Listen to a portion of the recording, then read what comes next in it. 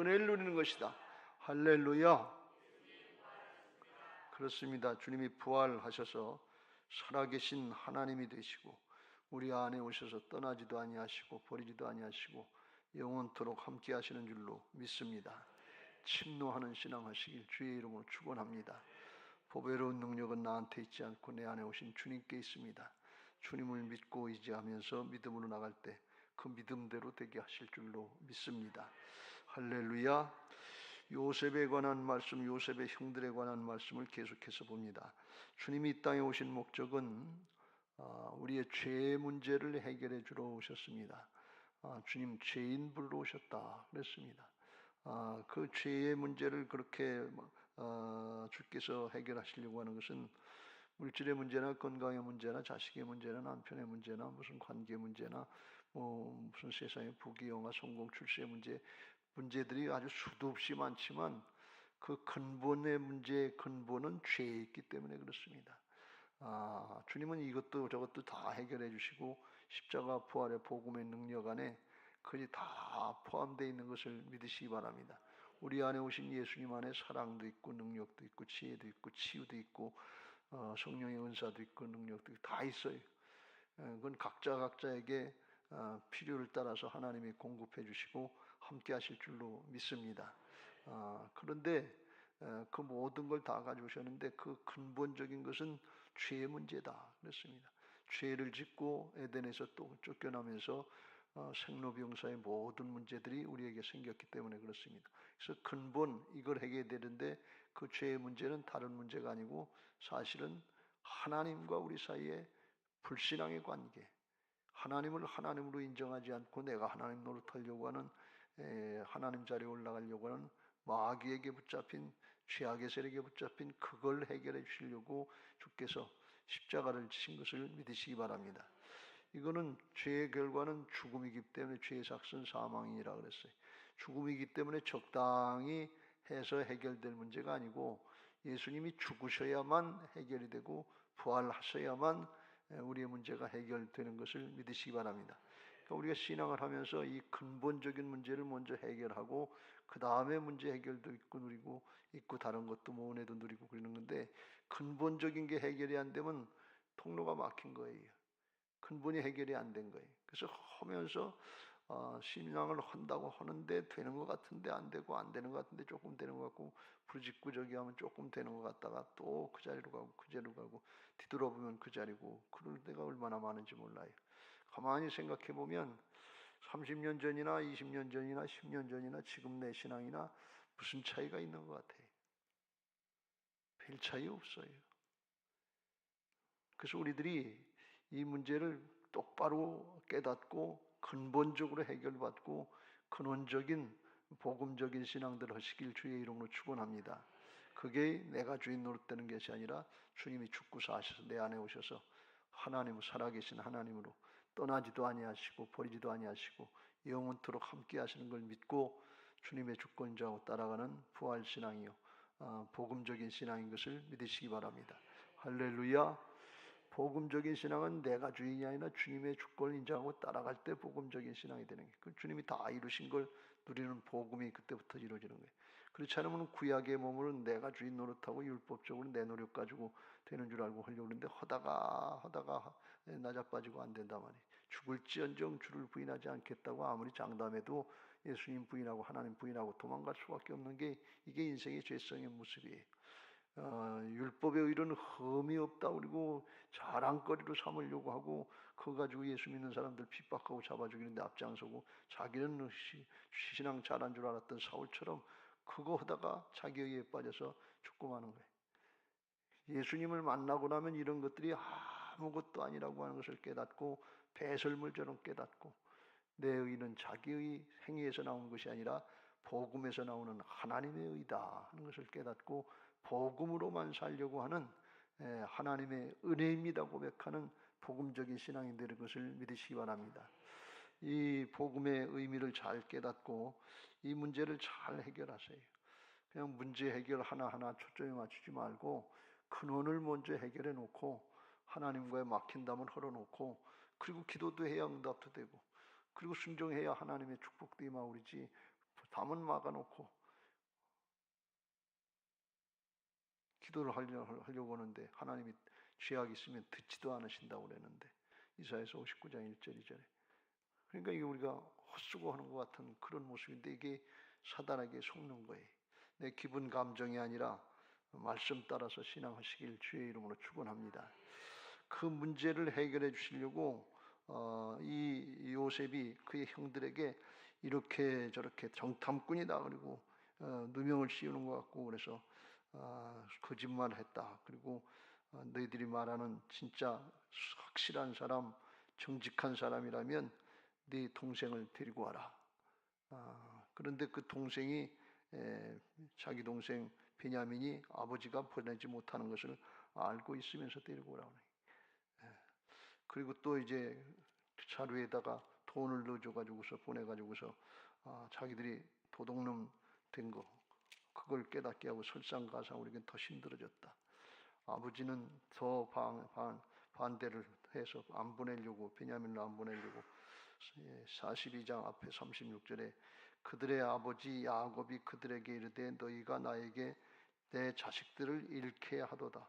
요셉도 없어졌고 시므온도 없어졌거늘 베냐민을 또 빼앗아가고자 하니 이는 다 나를 해롭게 함이로다 하면서 아들을 불신하고 그 말을 안 들을 모습으로 점점 마음이 굳어지는 걸 볼 수가 있어요. 그러니까 형제들 사이에서도 문제가 있지만 아버지하고 아들과의도 문제도 있는 거예요. 가정이 그러니까 문제하지요. 문제 가정이지요. 통하지 않고 소통이 안 되니까. 그런데 그게 아버지가 잘못한 것도 있어요. 뭐 편애를 했다든지, 뭐 일부 사처제를 부인을 많이 얻었다든지, 여러 가지 고집을 피웠다든지 그런 이유도 있고, 자식들은 또 아버지에게 편애하면서 불평등하게 대우해줬다 그래서 원망하고 불평하고 요셉을 죽이려고 그러고 그런 것도 있고 이게 다 얽히고 설켜 있는 걸 볼 수가 있어요.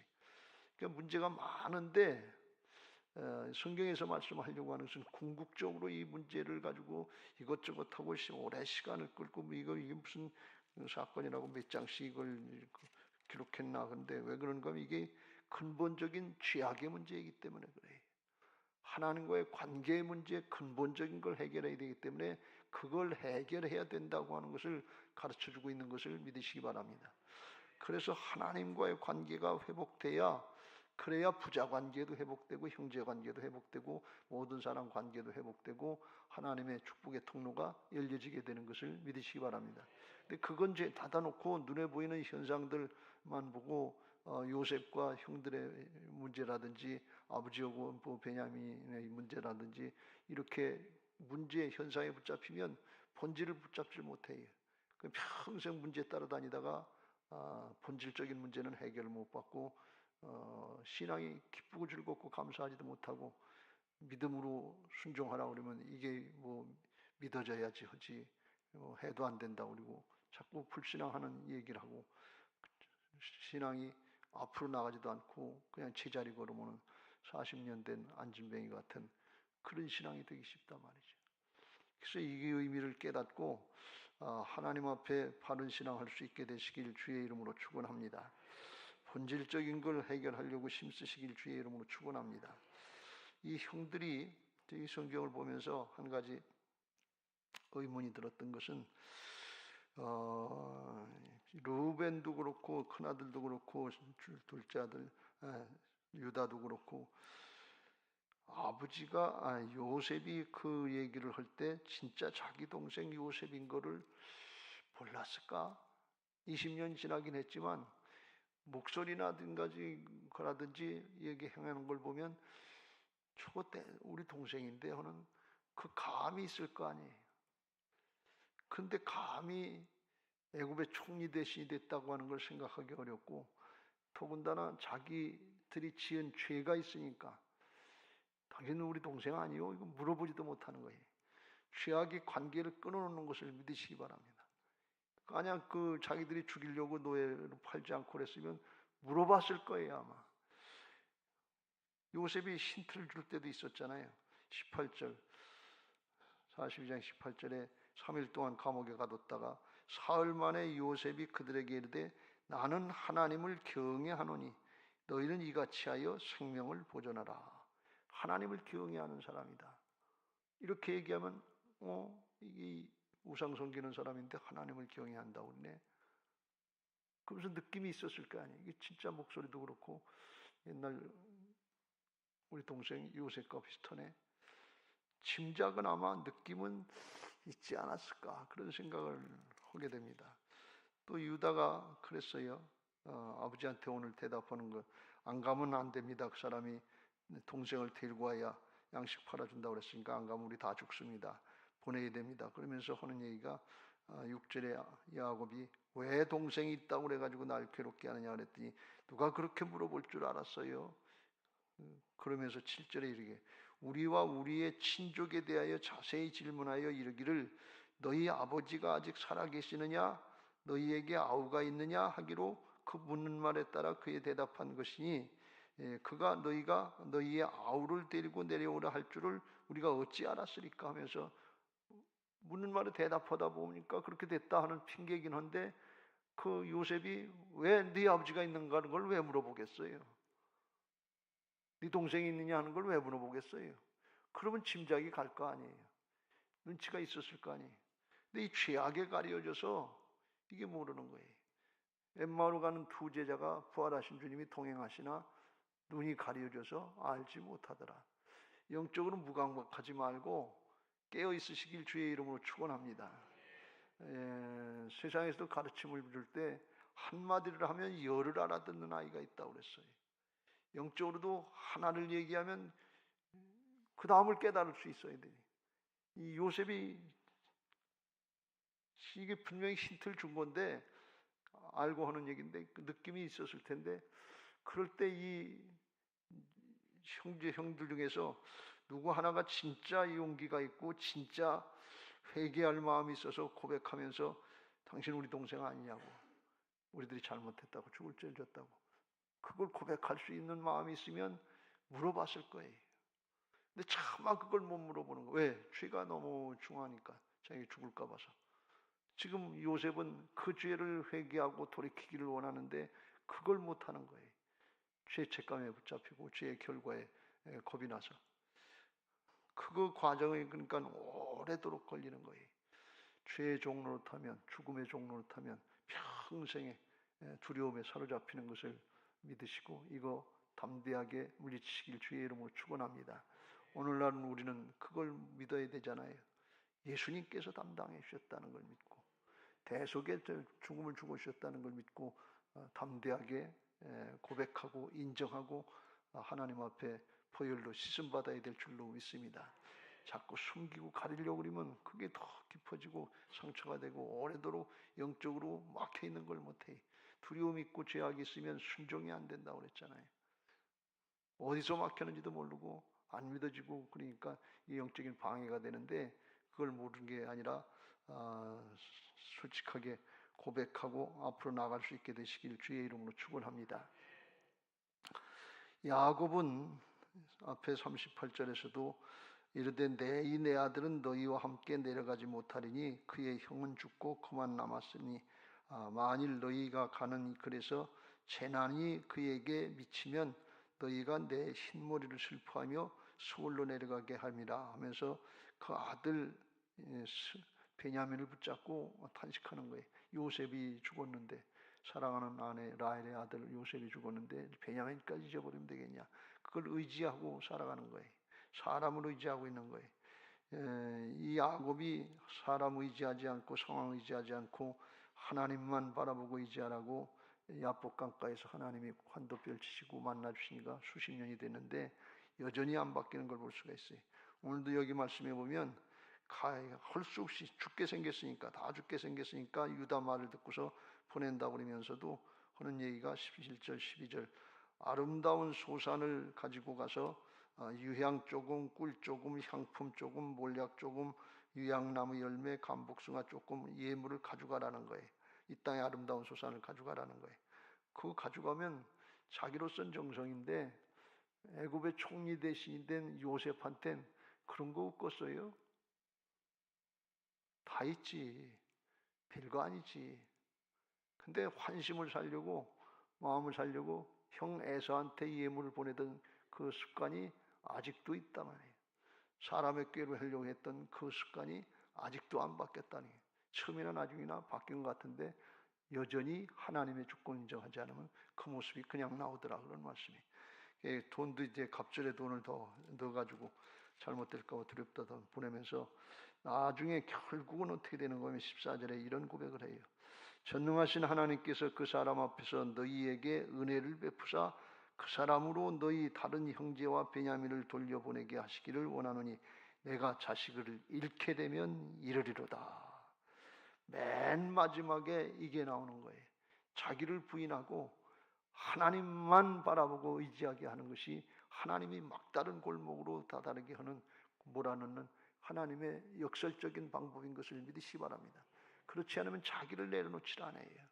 사람이 그런 게 아니라 죄악의 세력에 붙잡혀서 그런 건데 끝까지 주장을 하고 고집을 한단 말이에요. 나중에 바닥이 다 드러나고 할 수 없어서 지금 이제 할 수 없잖아요. 가서 양식을 안 사오면 다 죽게 생겼거든. 그러니까 베냐민이고 뭐고 양보할 수밖에 없어요. 이르면 이르로다. 그렇게 하는 것은 하나님만 바라보게 하려고 하는 그런 하나님의 역사인데 왜 그런가 하면 그게 근본적인 해결이기 때문에 그래요. 그렇게 하지 않으면 영원한 죽음이기 때문에 그래요. 그렇게 하지 않으면 살릴 수 있는 방법이 없어요. 그래서 예수님 하나님의 아들 독생자 예수 그리스도를 내려놓으신 것을 믿으시기 바랍니다. 내주신 것을 믿으시기 바랍니다.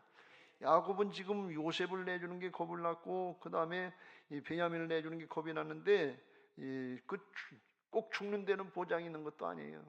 죽을까봐 겁내는 거지. 잘못될까봐 겁나는데 하나님은 독생자 예수 그리스도를 십자가에 죽으라고 내주셨단 말이지. 그 하나님의 마음 그렇게 해서라도 근본적인 문제를 해결해 주시고 죄야부터 자유함을 입고 하나님의 나라의 역사에 아름답고 귀하게 쓰임받고 영원토록 복받는 하나님의 자녀들 하나님의 형상이 회복되기를 원하시는 것이 주님의 마음인 것을 믿으시기 바랍니다. 그걸 해주려고 하는 거예요. 그러니까 하나님이 이 문제에 관한 양보를 하실 수가 없는 거예요. 왜? 사랑이기 때문에 그래요.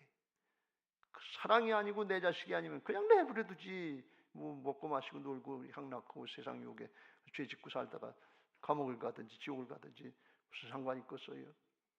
근데 내 자식이고 내 부모라 그러면 그 관계는 다르다 그런 말씀이에요. 어떻게 해서라든지 그걸 끄집어내서 바른 길을 가게 하고 영원한 생명을 얻게 하고 구원을 얻게 하는 것이 하나님의 뜻인 것을 믿으시기 바랍니다. 여러분 이걸 잘 생각해서 하나님의 마음의 중심이 어디 있는가 하는 것을 알면 우리가 적당히 신앙하면서 문제 해결 한두 개 받았다고 됐다 좋다 그리고 세상을 왔다 갔다 오락가락하고 예배한다고 그냥 왔다 갔다 마음도 안 들이고서 그냥 형식적으로 왔다 갔다 하는 거 그렇게 하지 말고 전적으로 하나님이 원하시는 신앙을 하시길 주의 이름으로 축원합니다.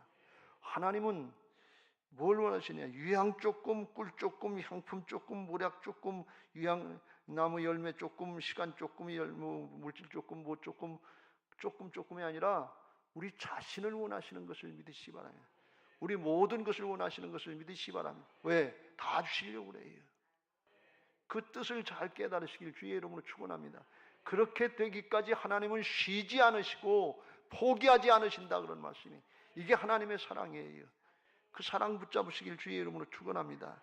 야곱의 마음이 바뀌게 된 큰 이유를 살펴보면 조금씩 형제들의 마음이 바뀐 걸 볼 수가 있어요. 37절에 42장 르우벤이 그의 아버지에게 말하여 이르되 내가 그를 아버지께로 데리고 오지 아니하거든 내 두 아들을 죽이소서 그를 내 손에 맡기소서 내가 그를 아버지께로 데리고 오려니이다. 그래서 베냐민 못 데리고 오면 자기 아들 둘을 야곱의 손자 둘을 죽이라는 얘기인데 베냐민 죽고 손자 또 죽인다고 해결이 되는 거예요? 그건 해결 방법이 아니에요. 그런데 르우벤이 베냐민을 위해서 형제를 위해서 사랑하고 희생하려고 하는 마음이 조금 생기는 걸 나타내는 거예요. 전에는 이기적이고 자기 중심이라서 마음에 안 들면 요셉이고 뭐고 다 팔아제끼고 죽이려고 하는 그런 마음이었는데 이제는 자기를 희생하려고 하는 마음이 조금 생겼다 그런 말씀이. 유다가 또 한참 있다가 아버지를 설득할 때 아버지가 안 보낸다 그러니까 8절 9절에 그럽니다. 유다가 그의 아버지 이스라엘에게 이르되 저 아이를 나와 함께 보내시면 우리가 곧 가리니 그러면 우리와 아버지와 우리 어린아이들이 다 살고 죽지 아니하리다. 내가 그를 위하여 담보가 되오리니 아버지께서 내 손에서 그를 찾으소서. 내가 만일 그를 아버지께 데려다가 아버지 앞에 두지 아니하면 내가 영원히 죄를 지리다. 그래서 두 가지 의미가 있는데, 하나는 뭔가 하면 아버지는 안 된다고 부득부득 우기고 반대를 하는데, 유다의 마음은 긍정적으로 얘기하는, 소망적으로 얘기하는 그 모습이, 믿음의 사람의 모습이 담겨져 있는 걸 볼 수가 있어요. 왜 그러냐면 안 된다고 하는 게 아니라 함께 보내시면 가면 그 아이 때문에 양식을 사가지고 아버지도 살고 우리도 살고 다 살 수 있습니다. 죽지 않겠습니다. 반대로 얘기하는 거예요. 이게 믿음인 것을 믿으시기 바랍니다. 상황으로 볼 때는 아닌데 반대로 하면 산다 그런 말씀이에요. 그거 아버지가 반대하는 줄 알면서도 그렇게 얘기하면서 대신 안 되면 나 자신을 담보로 해서 베냐민을 못 데리고 오면 내가 대신 죽겠습니다 그런 얘기예요. 그런데 베냐민 못 데리고 온다고 유다까지 또 죽이겠어요? 그런 일 없지요. 할 수가 없지요. 그러니까 이게 방법은 아니에요. 그런데 다만 그 마음에 형제를 사랑하는 마음이 있었단 말이지. 자기 중심이 아니라 다른 사람 중심으로 사랑을 베풀려고 하는 그 마음이 바뀌는 걸 보고서 이 야곱의 마음도 누그러지고 바뀌는 걸 볼 수가 있어요. 결국 뭐냐? 르벤도 그렇고 유다도 그렇고 여기 나와 있는 야곱도 그렇고 자기 자신을 바치려고 할 때 그때부터 하나님과의 막힌담이 흐려진다 그런 말씀이. 죄악은 이기적인 자기 중심인 것을 믿으시기 바랍니다. 그러니까 그렇게 하는 걸, 그 과정을 해서 결국 이제 하나님 앞에 심령이 바뀌고 사람이 바뀌고 하나님과 관계를 열어주려고 하는 것이 요셉의 마음이고, 요셉의 마음이 예수님의 마음인 것을 믿으시기 바랍니다. 요셉은 하나님의 감동을 받고서 이제 이런 일을 하겠죠. 그래서 우리가 신앙하면서 왜 이걸 복잡하게 이렇게 오래도록 뭐 잘난 내용도 알 수 없는 것 같은 걸 길게 해놨는가 하는데, 왜 그런가 하면 이게 근본적인 문제이기 때문에 그래요. 하나님과의 관계, 죄악의 근본의 문제이기 때문에 이게 해결이 안 되면 안 되는 거예요. 나중에 이제 더 좋은 얘기들이 많이 나오는데, 그게 해결돼야 45장으로 가면 그런 아주 좋은 말이 나오잖아요.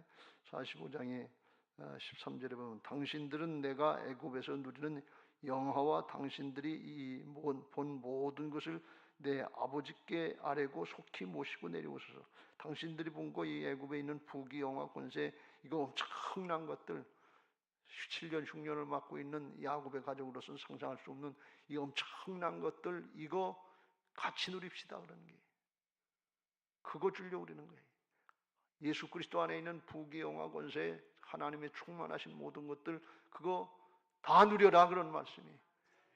막힌 담을 헐고 주님 것이 내 것입니다, 내 것이 주님의 것입니다 하면서 누릴 수 있는 하나님의 형상, 믿음의 사람을 만들어 주시기 위한 것인 것을 믿으시기 바랍니다. 바라기는 이게 그냥 성경의 말씀으로 추상적인 얘기로 끝나지 말고 우리의 신앙하면서 이게 믿어지시길 주의 이름으로 축원합니다. 아브라함이 훈련받고 연단받고 나중에 그 믿음이 된 거 아니에요. 여기 야곱은 베냐민 죽이려고 하는 것도 아닌데, 양식 살아가는데 동행하자고 그러는데 죽을까 봐서 벌벌 떨고 못 보낸다. 두려움이, 죽음에 대한 두려움에 사로잡혀 있는 게. 근데 이 아브라함은 연단받고 나니까 믿음이 생기니까 죽은 자도 살리시고 없는 것을 있는 것 같이 부르시는 하나님의 믿어지니, 창조주 하나님, 부활의 주님이 믿어지니까 내 아들 이삭, 백세의 난 아들 그거 모리아산의 정상에서 번제물로 드려라, 죽여라 그런데 즉시로 순종하는 걸 볼 수가 있어요. 믿음이 차이가 있는 걸 볼 수가 있어요. 그 믿음을 되게 하시려고 로마서 4장 23절 24절에 부활하신 주님이 내 안에 오셔서 우리로 그걸 할 수 있도록 주인 되어 주신 것을 믿으시기 바랍니다. 아브라함만 누리게 하는 것이 아니라 우리에게도 그 은혜를 주시려고 다 주셨기 때문에 내 자신들을 내려놓고 주님이 원하시는 건 우리 자신인 것을 믿고 나는 주님께 드리고 주님으로 사는 부활신앙들 하시길 주의 이름으로 축원합니다. 그때 막힌 담들이 헐어지게 되고 하나님의 충만한 은혜가 우리에게 임하게 하실 줄로 믿습니다. 성령의 충만해서 의와 평강과 희락이 넘치고 하나님의 것이 그냥 믿어지고 그냥 순종이 되고 그냥 성취가 되는 이 역사를 볼 수 있는 복된 신앙들 되시기 주의 이름으로 축원합니다. 주 예수를 믿으라. 그리하면 너와 내 집이 구원을 받으리라 그랬는데, 그러면 가문이 구원받게 되고 복음의 역사가 나타나게 되고 성령이 일하시는 역사에 붙잡힌 바 되고 쓰임받게 하실 줄로 믿습니다. 할렐루야. 생각만 해도 기분 좋은 그걸 소망으로 품고, 그 주님이 내 안에 오신 소망의 근거가 내 안에 계신 예수님이다. 영광스러운 소망을 주시려고 내 안에 계시다 하는 걸 믿고 그게 누려지는 복된 신앙들 되시길 주의 이름으로 축원합니다. 할렐루야. 421장 찬송하시고 그런 신앙할 수 있게 해달라고, 주님 앞에 아깝고 인색한 마음이 아니라 막힌 담을 흘러주시고 다 주시려고 하시는 하나님의 원하시는 믿음에 이르게, 아브라함의 믿음, 부활의 믿음에 이르게 해달라고 찬양하시고 기도하겠습니다.